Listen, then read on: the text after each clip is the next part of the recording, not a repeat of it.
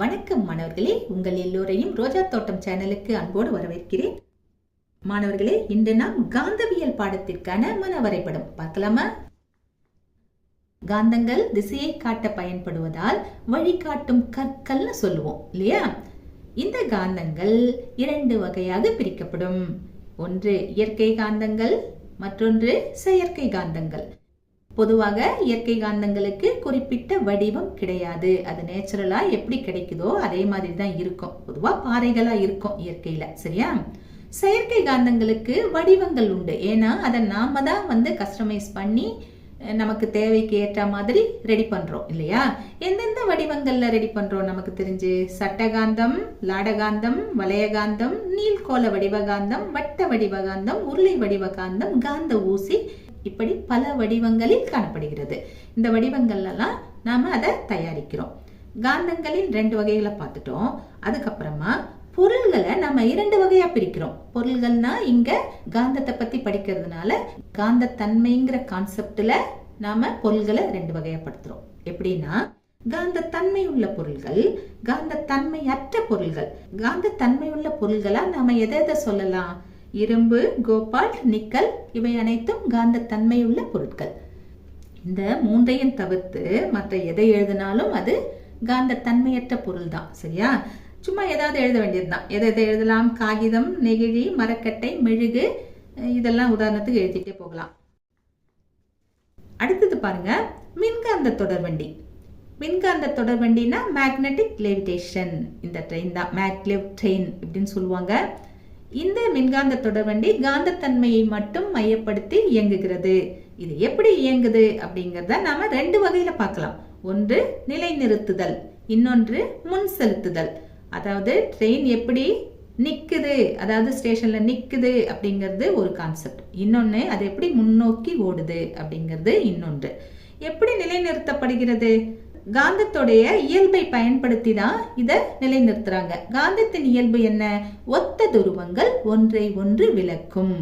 நார்த்தோன்னா தள்ளி தள்ளி போகும், சவுத்தோன்னா தள்ளி தள்ளி போகும், ஒன்று சேராது இல்லையா?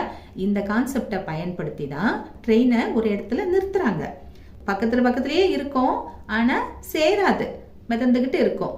இதுக்கு ரெண்டுக்கும் இடையில 10 சென்டிமீட்டர் வரை கேப் இருக்கும்னு வேற கொடுத்துருக்காங்க பாருங்க. தொடர்வண்டியின் அடியிலும் தண்டவாளத்தின் மேல் பகுதியிலும் ஒத்த துருவங்களாக காணப்படும். இந்த படத்தை பார்த்தீங்கன்னா நல்லா புரியும். இப்போ நாம நிலை நிறுத்திட்டோம், அடுத்தது முன் செலுத்துறோம். எப்படி முன் செல்லுது அப்படிங்கிறது இப்ப பார்க்கணும். இப்ப பாருங்க, இந்த படத்தை பாருங்க. ரெண்டு பக்கமும் தண்டவாளம் மாதிரி கொடுத்துருக்காங்களா? ரெட் கிரீன்னு காட்டிருக்காங்க பாருங்க. அதெல்லாம் காந்தங்கள்.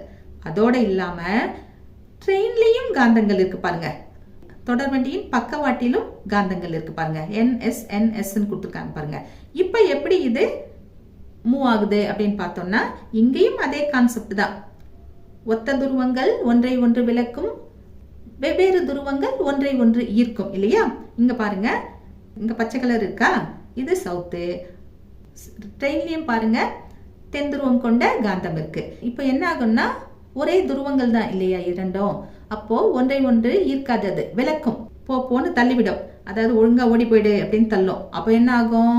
ட்ரெயின் முன்னோக்கி போகும். இங்க பாருங்க, இங்க நார்த் இருக்கு, ட்ரெயினுடைய பக்கவாட்டிலையும் நார்த் இருக்கு.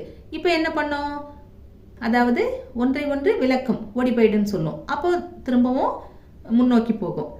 இந்த சைடு பாருங்க, அதே மாதிரி நார்த்துன்னு போது விலக்கு விசை முன்னோக்கி போகும். அதுக்கப்புறம் ஈர்ப்பு விசையின் போதும் அது முன்னோக்கி போகும். ஏன்னா முன்னாடி தான் ஈர்க்கக்கூடிய அந்த காந்தம் இருக்கு.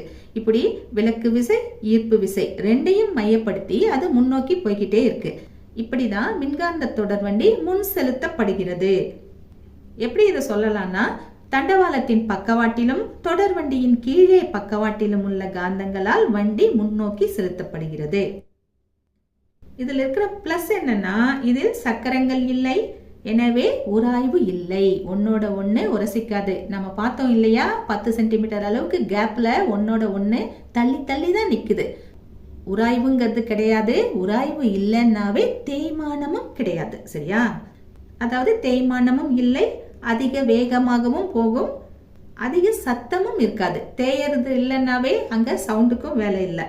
அப்புறம் இதுக்கு குறைந்த அளவு மின்சாரம் போதுமானது. இப்போ இந்த ட்ரெயின் எந்தெந்த நாட்டுல இருக்கு அப்படின்னா ஜப்பான்ல இருக்கு, சீனால இருக்கு, தென்கொரியால இருக்கு.